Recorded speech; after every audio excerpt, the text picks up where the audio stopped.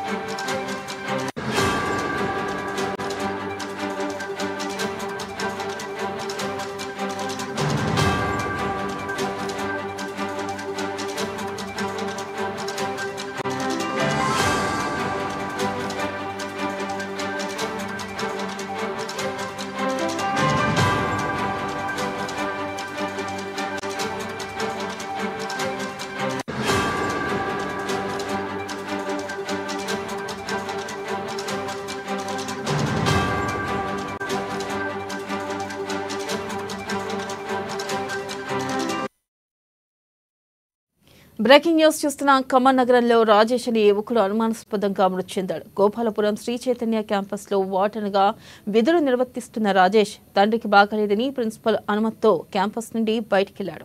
ఇక దీనిపై మరింత సమాచారాన్ని మా ప్రతినిధి ఉపేందర్ అందిస్తారు. ఉపేందర్, చెప్పండి, అసలుకి అతని మరణానికి గల కారణం ఏంటి? మరి దీనిపై కుటుంబ సభ్యులు ఏమంటున్నారు? అప్డేట్స్ ఏంటి? వెనిలా ఖమ్మం నగరంలోని గోపాలపురం శ్రీ చైతన్య క్యాంపస్ లో వార్డెన్ గా బాధ్యతలు నిర్వర్తిస్తున్నటువంటి రాజేష్ అన్న యువకుడు ఈరోజు తెల్లవారుజామున మృతదేహం స్థానికులు గుర్తించి పోలీసులకు సమాచారం అందించారు. అతని మృతికి సంబంధించి అనుమానాస్పద మృతి చెందినట్టు కూడా స్థానికులు కానీ అదే కుటుంబ సభ్యులు కానీ గుర్తించి దానిపై ఏం జరిగిందనే అంశాల్లో కూడా ఇప్పటికే కొన్ని రకాల అంశాలని వాళ్ళు క్యాల్కులేషన్ చేస్తా ఉన్నారు. ప్రధానంగా ఖమ్మం శ్రీ చైతన్య క్యాంపస్ లో గత 2 సంవత్సరాలుగా రాజేష్ అనే యువకుడు అక్కడ ఉద్యోగ విధులు నిర్వర్తిస్తున్న నేపథ్యంలో తండ్రికి బాగలేదనేటువంటి కారణం చేత శనివారం సాయంత్రం క్యాంపస్ నుంచి బయటికి వెళ్ళినటువంటి రాజేష్ అనే యువకుడు విగత జీవిగా పడి ఉండడానికి సంబంధించి ప్రస్తుతం తీవ్రమైన అనుమానాలు కుటుంబ సభ్యుల నుంచి వ్యక్తమవుతా ఉన్నాయి.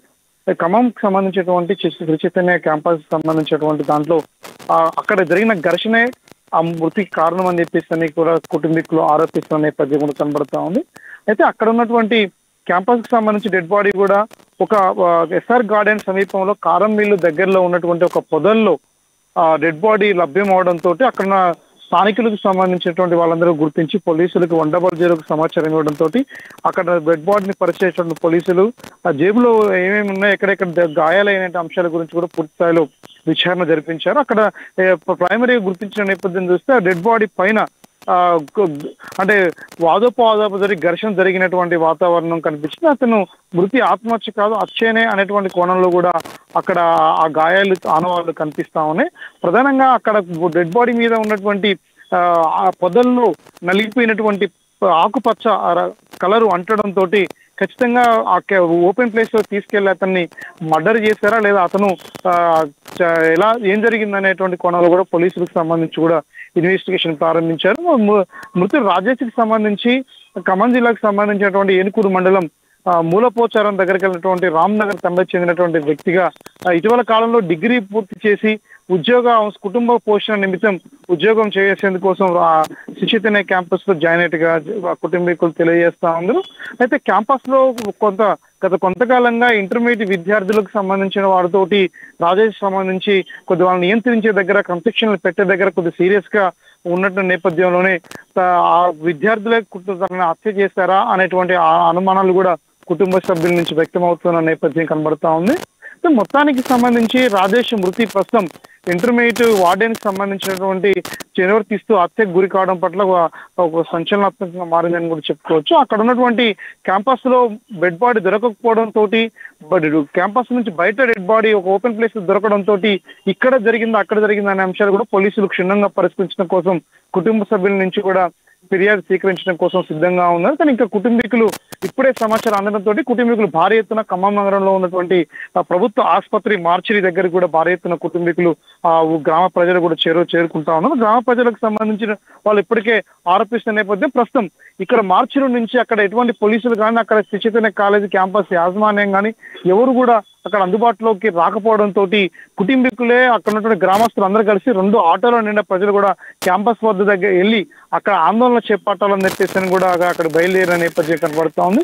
వీళ్ళు నిలువరించడం కోసం మా క్యాంపస్ లో జరగలేదు కాబట్టి మాకు ఎటువంటి సంబంధం లేనట్టుగా కాలేజీకి సంబంధించినటువంటి యాజమాన్యం అక్కడ ఉన్నటువంటి అక్కడ ఉన్నటువంటి ఫ్యాకల్టీ ఆరోపిస్తున్న నేపథ్యం కనబడుతుంది. పరస్పర ఆరోపణల మధ్య ఆ యువకుడికి సంబంధించినటువంటి రాజేష్ యువకుడు ఒక సెల్ ఫోన్ ట్యాగ్ సంబంధించినటువంటి లొకేషన్ కనుక ట్రేస్ అవుట్ చేసి ప్రధానంగా ఎక్కడెక్కడ తిరిగారనేటువంటి కూడా కొంత డివిఆర్ రూపంలో కనుక సేకరిస్తే మాత్రం కొంత వాస్తవమైనటువంటి ఎక్కడ జరిగింది ఎప్పుడు జరిగింది ఎట్లా తీసుకొచ్చారనే విషయాలు కూడా కొంత వాస్తవాలు బయటకు వచ్చే అవకాశం కనబడుతుంది. ప్రస్తుతం ఈ మృతికి సంబంధించి ప్రధానంగా ఖమ్మం నగరంలో ఒక చర్చనీయాంశంగా మారిందని కూడా చెప్పుకోవచ్చు. వెన్నెల రైట్, థ్యాంక్ యూ ఉపేందర్.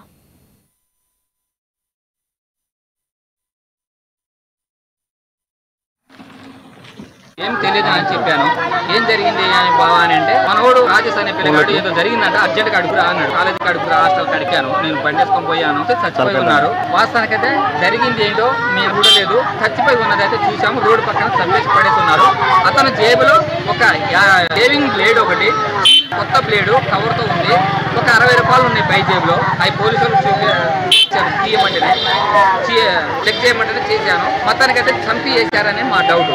అతనికి స్కూల్లో నుంచి బయటికి వెళ్ళిన వ్యక్తికి ఎవరైనా చేలలో ఉంటే ఒక చేలలో ఉన్నోడికి కనుక ఆకు మచ్చలు కనుక జరిగినట్టు గ్రీన్ రకంలో ఆ పాయింట్ మీద గ్రీన్ మచ్చలు ఉన్నాయి. అంటే చేలలో గడ్డి రాకపోతే అట్లా జరిగినప్పుడు ఉన్నాయి మచ్చలు. ఒక చిన్న మచ్చ ఒకటి ఉంది. అతను ఏదైనా అటు ఇటు డోలు ఇస్తుంటే ముక్కులో నుంచి బ్లడ్ వస్తుంది.